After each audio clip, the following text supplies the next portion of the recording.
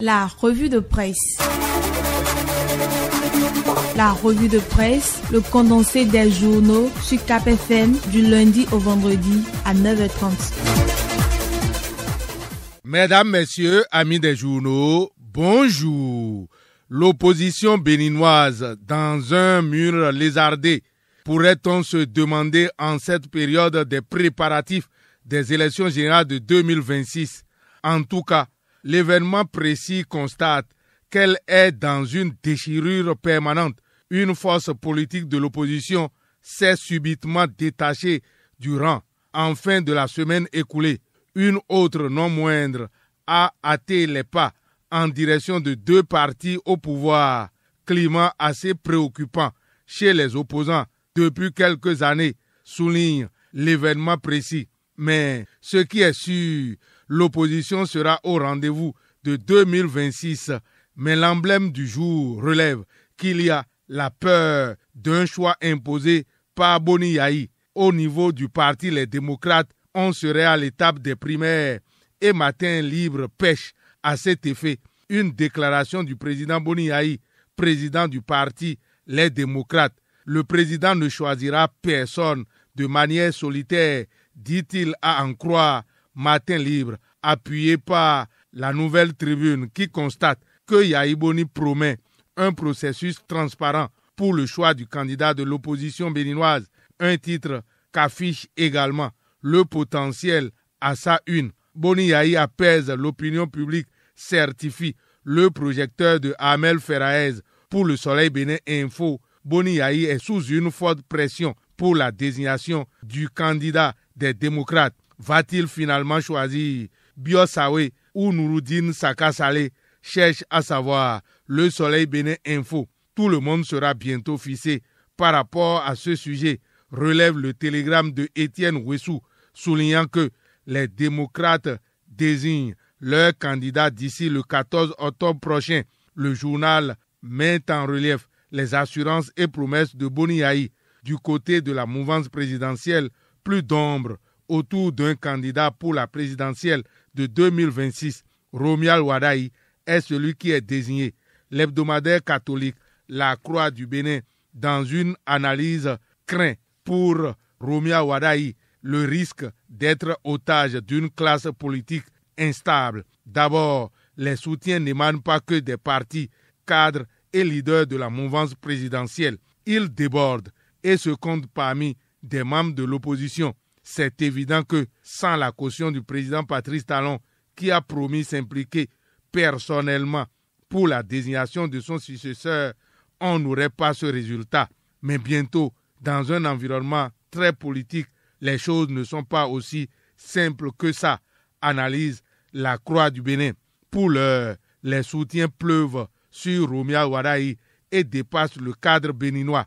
L'homme d'affaires togolais, Yves Garba, figure influente du monde des affaires en Afrique et en Europe, a officiellement exprimé son soutien à la candidature de Romuald Wadayi et pour la victoire de Romuald Wadayi en 2026, Garba Yves entend jouer toute sa partition en misant essentiellement sur tous ses réseaux en Afrique et en Europe, révèle le journal de Hervé Aladé, Le Soleil Bénin Info.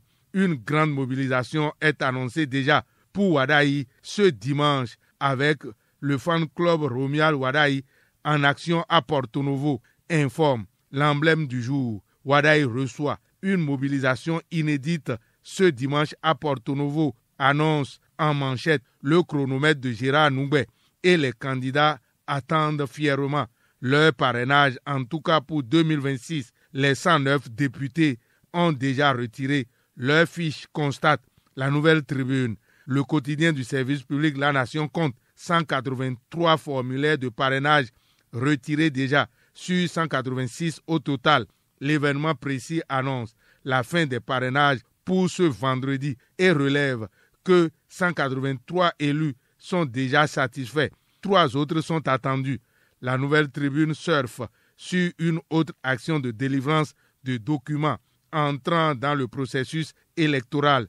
Des inquiétudes persistantes malgré les assurances de la Direction générale des impôts couvrent au sujet de la délivrance de quitus fiscales Voilà ce que relève le journal dirigé par Gildas Folli, La Nouvelle Tribune.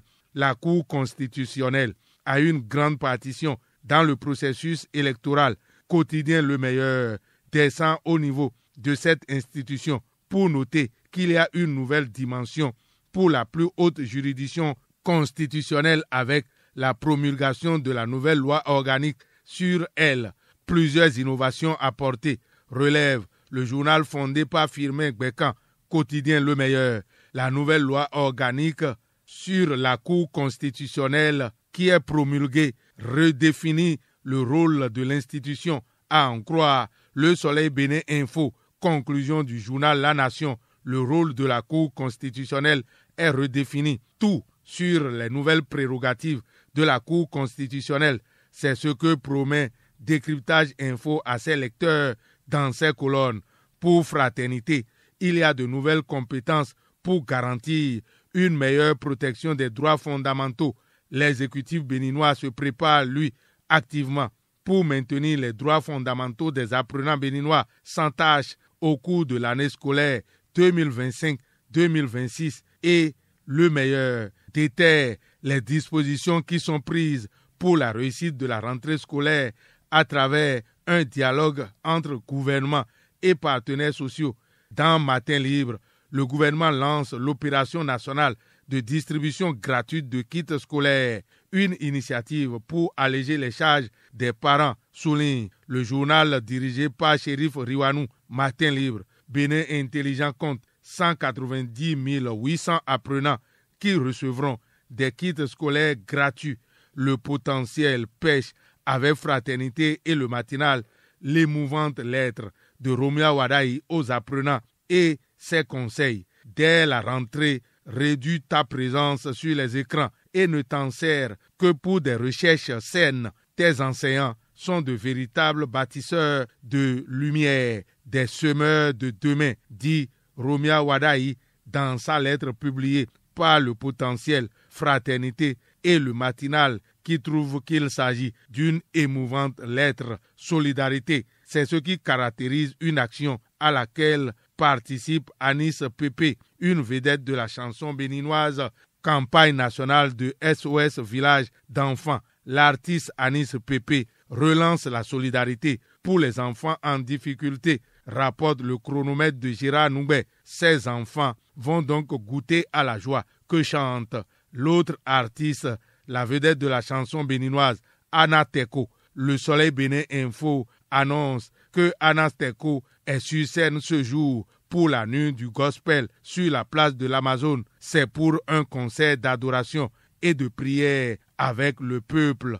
Tout le monde chantera en chœur, sans doute avec Anna Teko, cette nuit à la place de l'Amazone. Bon, bon, bon, mon Dieu est bon, bon, bon, bon.